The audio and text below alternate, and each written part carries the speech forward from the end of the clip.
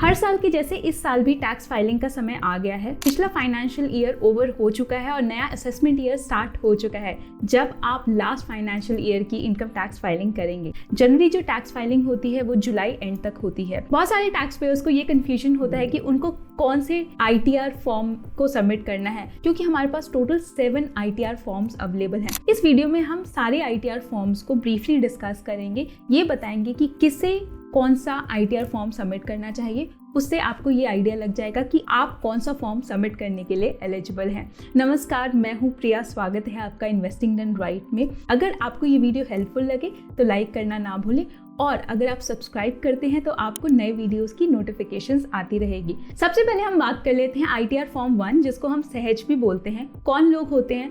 अगर आप salary class से बिलोंग करते हैं और आपकी मात्र इनकम केवल या तो सैलरी या पेंशन से है, या आपको एक हाउस प्रॉपर्टी से रेंटल इनकम आती है, या आपको इनकम आती है from other sources of income, जैसे कि interest income from saving bank account, या आपको इंटरेस्ट मिला है फिक्स डिपॉजिट से, या आपको डिविडेंड से कोई इनकम हुई है, उस केस में आपको ITR 1 फाइल करना होता है।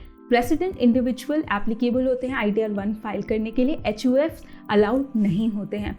कौन लोग ITR 1 नहीं भर सकते हैं? वो लोग जिनकी सैलरी से भी इनकम होती है, लेकिन और उनको उसके साथ में उन्होंने कुछ शेयर्स का ट्रांजैक्शंस किया है और वहाँ से कैपिटल गेन्स हुए हैं, तो उस केस में वो ITR 1 नहीं भर सकते हैं। साथ ही साथ अगर आपकी total income more than 50 lakh rupees है तो आप ITR 1 नहीं भर सकते हैं। अगर मोर देन 1 हाउस प्रॉपर्टी से आपको इनकम हो रही है तो भी आप ITR 1 नहीं भर सकते हैं। इसके अलावा अगर आप किसी कंपनी में डायरेक्टर हैं या आपके पास किसी भी स्टार्टअप के ESOPs, तो उस केस में आप ITR 1 भरने के लिए एलिजिबल नहीं होते हैं।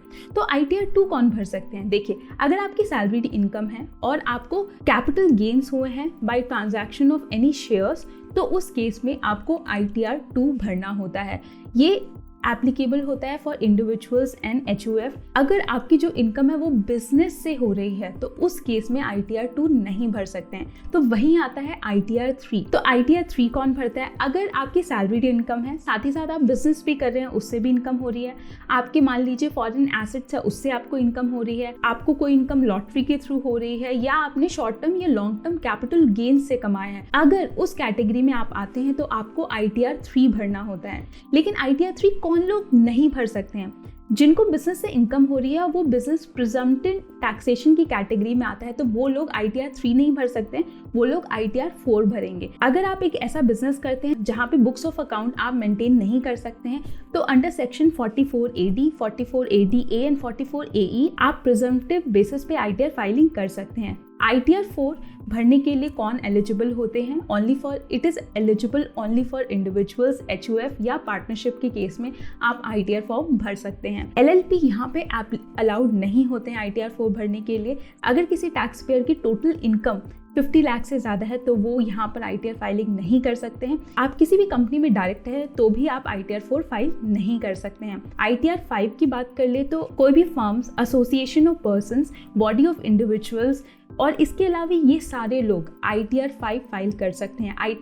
LLP की हमने बात की थी कि LLP ITR 4 में फाइल नहीं कर सकते हैं, बल्कि वो ITR 5 में फाइल करेंगे। ITR 5 कोई भी इंडिविजुअल कंपनी या HUFs ITR 5 फाइल नहीं कर सकते हैं। अब बात कर लेते हैं ITR 6 कौन फाइल कर सकते हैं? कोई भी कंपनी जो कि प्राइवेट लिमिटेड है या लिमिटेड को है, वो ITR 6 में इनकम टैक्स फाइलिंग करते हैं। ITR 7 mostly charitable organisations file करती हैं। वो ऑर्गेनाइजेशन जो कि इन सेक्शंस के अंडर में आते हैं, जैसे कि 139(4)A में income of charitable and religious trust, 4B में पॉलिटिकल पार्टीज आते हैं, 4C में साइंटिफिक रिसर्च इंस्टीट्यूशंस आते हैं, 4D में university, college and other institutions आते हैं। ये सब कोई ITR 7 के अंडर में इनकम टैक्स फाइलिंग करते हैं। इसकी कंसोलिडेटेड लिस्ट आपको स्क्रीन पे दिख रही है। ITR 1 अगर आप सैलरीड हैं with no business income. ITR 2 अगर आप सैलरीड है और आपको कैपिटल गेन से इनकम हो रहा है, उस केस में 2 फाइल करना है।